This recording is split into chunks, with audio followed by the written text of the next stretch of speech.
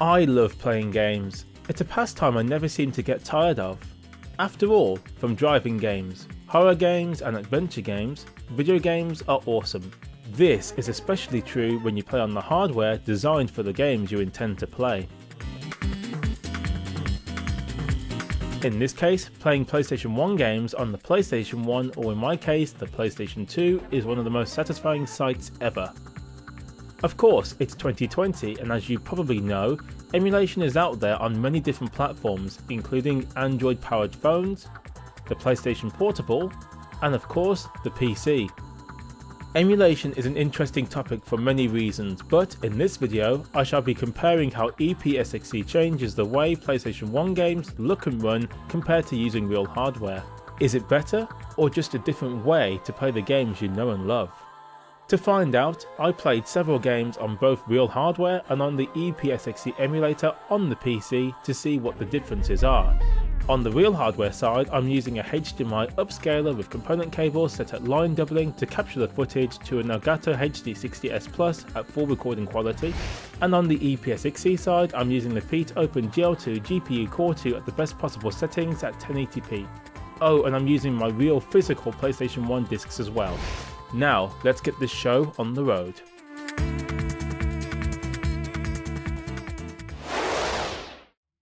Resident Evil 2 is first up. It's a survival horror game developed by Capcom and it's incredible, even today. However, we are here to focus on the differences, and straight away, two key differences pop out at you. Using the first 10 to 15 minutes of the game here, we can see the texture quality on the 3D objects have been improved dramatically on the emulation side.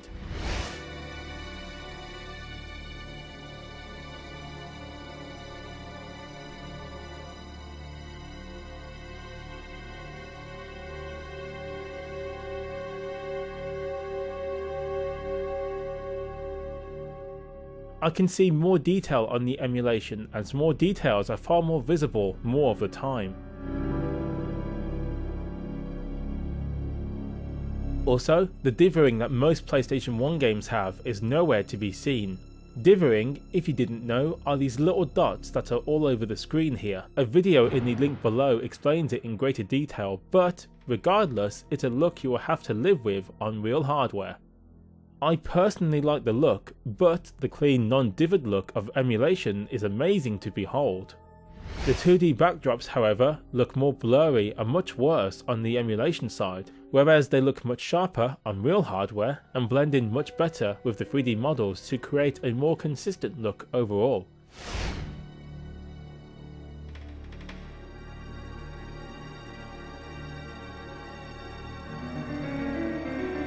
Also notice the emulation stutters and stumbles a few times, mostly during loading screens or when dialogue takes place. Don't shoot! I'm a human!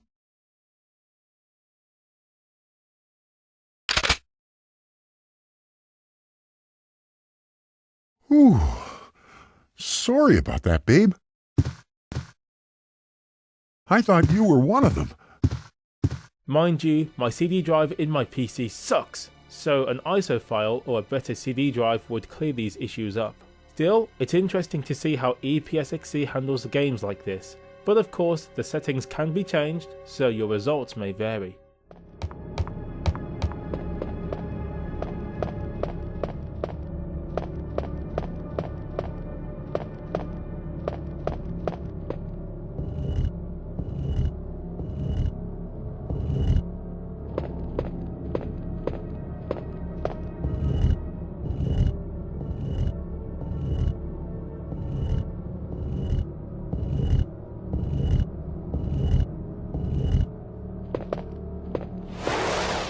Speaking of Resident Evil, here's the original. The graphical style is the same as the second game, but not as good looking. Still, I wanted to see the differences, and again the results are similar to Resident Evil 2, although I do feel the 2D backgrounds are rendered even worse on the emulation side.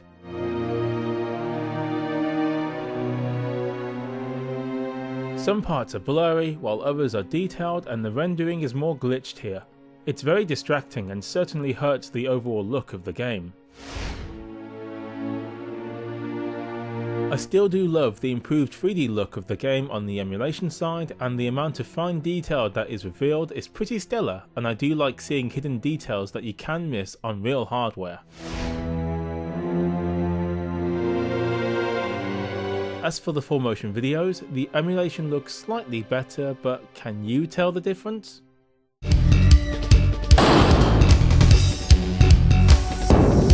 Jill Valentine. I also want to point out the colours. The colours on real hardware are more saturated, but the emulation has better colour depth overall thanks to the 32-bit option that you can enable in the settings. The real hardware is stuck at 16-bit colours aside from still pictures. Useful, obviously.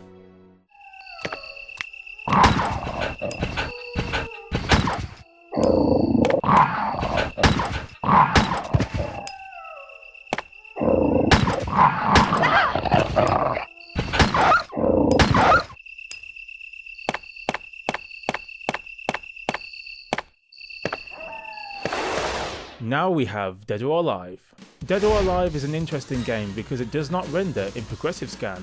Instead it renders in 480i, or in my case being a power gamer, 576i. Basically interlace mode, known as the high res mode on the PlayStation. It's great to see the effect, but interlacing in my opinion sucks! It causes many problems for different upscalers and devices that render in progressive scan only.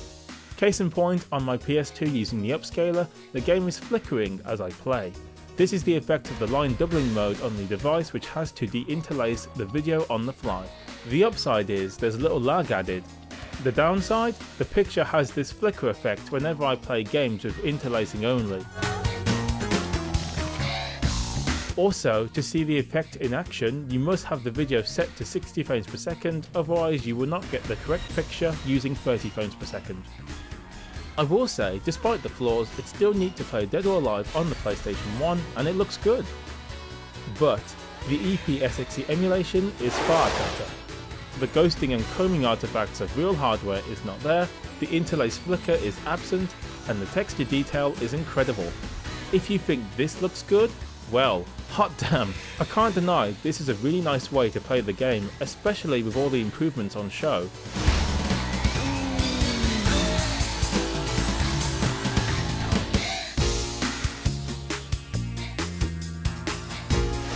Give the emulation a try if you like what you see here.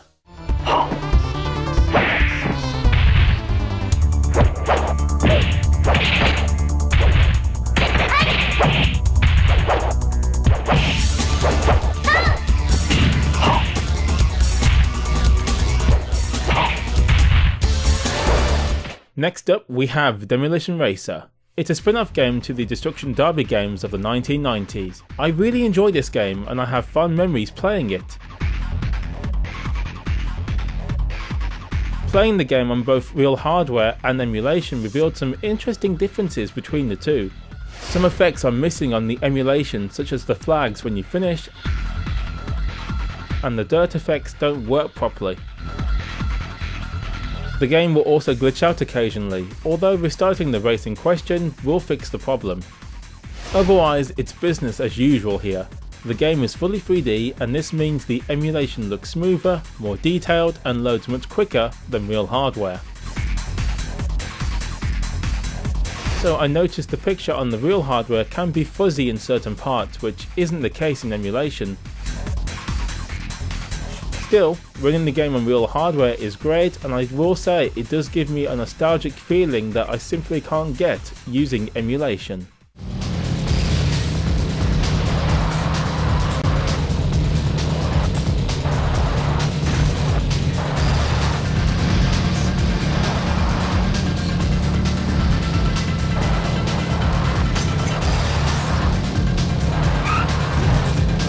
Unlike the first game, Dino Crisis 2 returns to the pre-rendered backgrounds and 3D models of the past Resident Evil games, so expect the results to be on par with those games.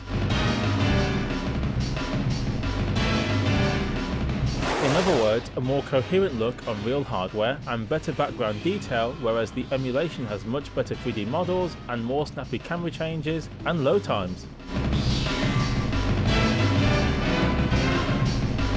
I do like both for what they offer, although I do find the glitching of the pre-rendered background graphics on the emulation side to be a bit distracting, although it's not as bad as Resident Evil 1. Still, both look good overall, and it's amazing what can be achieved.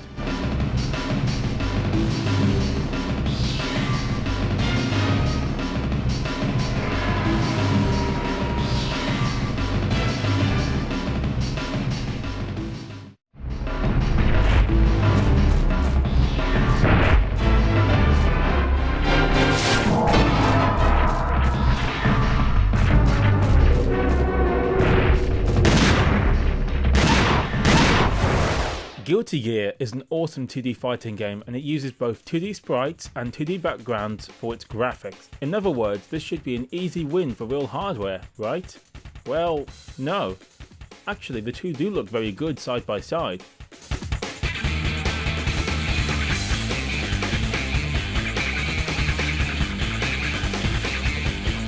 Of course, there are differences. The real hardware looks crisper and more colourful, while the emulation is smoother and duller looking.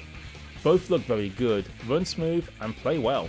You tell me which looks better to your eyes.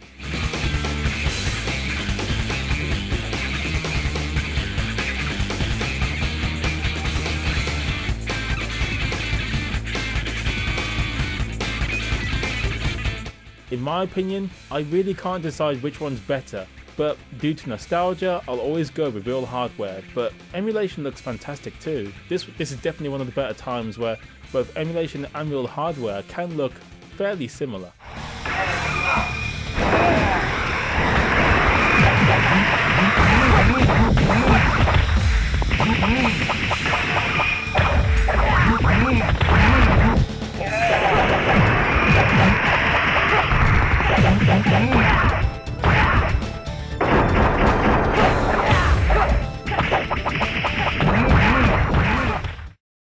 Good news! Do you love the Divid look? Then Ace Combat 3 will not disappoint. Look at it! It's Divid City Avenue! Amazing how these little dots just take up the whole screen.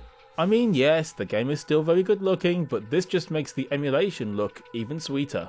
In fact, Ace Combat 3 just looks like the game was on the PC instead of PlayStation using the emulation. What a difference no dithering and higher quality 3D models can do. I also find it a lot easier to see enemies and upcoming targets thanks to the cleaner output. The bottom line? Emulation really can look incredible in the right circumstances.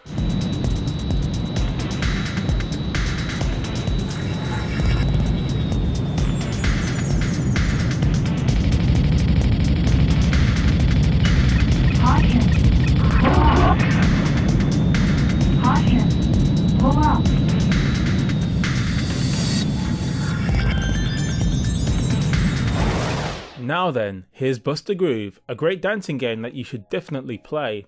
However, in terms of real hardware against emulation, the difference is as you'd expect by now. Yes, the real hardware suffers from a lower internal resolution and dithering, but other than that, both the real hardware and emulation look really good.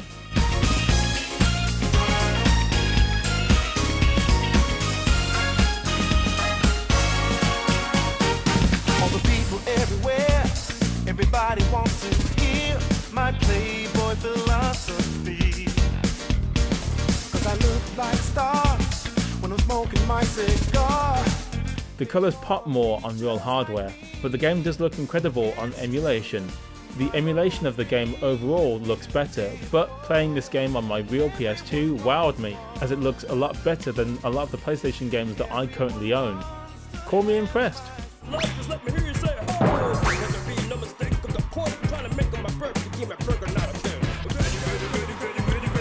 To finish off, here's two more games that I recorded.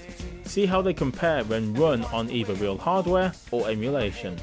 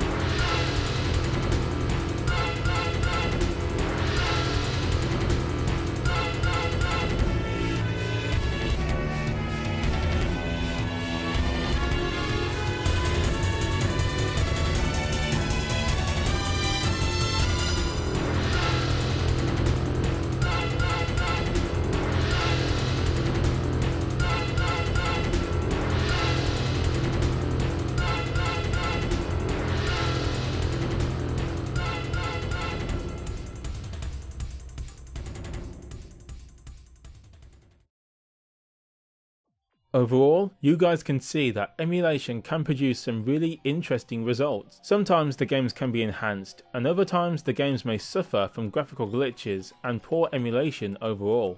These days, PlayStation emulation has advanced to the point that most games will run just fine on most systems these days. If you want to give it a go for yourself, most of you should be able to get emulation up and running in no time. As for me, well, it's very cool and I do use emulation. It's great seeing how much better a game can look without dithering and high resolution textures and a lack of interlacing in the games that do use it. However, using the real hardware provides me with a nostalgic feeling that emulation can simply never recreate, and for me those feelings are what keep me playing retro games today.